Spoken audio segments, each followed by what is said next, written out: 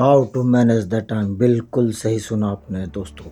How to manage the time, time को हम लोग कैसे मैनेज करें। उम्मीद है आप सभी को ये ज़रूर हमेशा पता करना पड़ता होगा कि टाइम कितना हो रहा है, कितना बज रहा है, टाइम अभी कितना हो रहा है।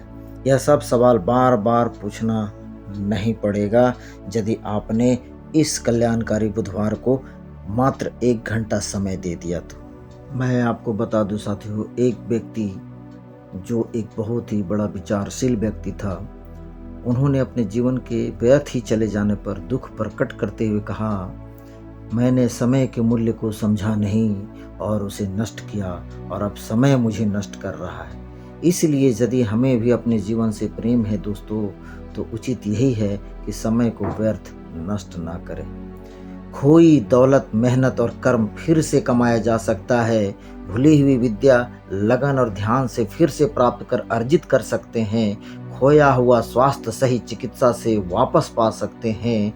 लेकिन ऐसी कोई संपत्ति है जिसे वापस नहीं की जा सकती है, तो वो है समय।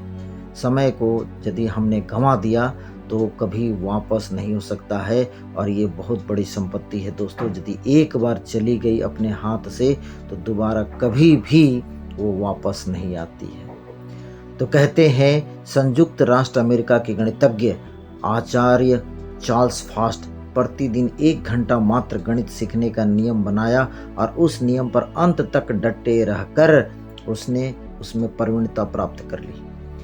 ईश्वर चंद्र विद्यासागर समय के इतने पाबंद थे कि जब वे कॉलेज के लिए जाते थे तो लोग उन्हें देखकर अपनी घड़ियां ठीक करते थे, क्योंकि वे जानते थे कि वो 1 मिनट भी आगे या पीछे नहीं हो सकते हैं। मोजार्ट ने तो रेक्विएम नामक प्रसिद्ध ग्रंथ मृत्यु शैया पर पड़े रहकर और मौत से लड़कर पूरा किया था। गैलीलियो दवा दारू बेचने का काम धंधा करते थे, तो भी उन्होंने थोड़ा थोड़ा समय बचाकर विज्ञान के महत्वपूर्ण विषय का आविष्कार किया।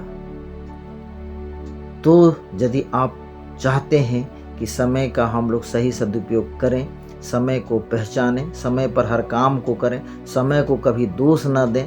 ऐसा न हो कि कल हम बोलें कि हमारा समय ही खराब है, तो हमारे साथ ऐसा क्यों हो रहा है, समय मेरे साथ नहीं चल रहा है। अगर इन सारी सवालों का जवाब आप जानना चाहते हैं, समय को कोसना नहीं चाहते हैं, भाग्य को कोसना नहीं चाहते हैं, तो ठीक इसी कल्याणकारी बुधवार को अपने साथ 10 साथियों को लेकर के अवश्य आएं। पक्का रात 8 बजे हम लोग बात करेंगे समय का महत्व क्या है, समय की ताकत क्या है। धन्यवाद।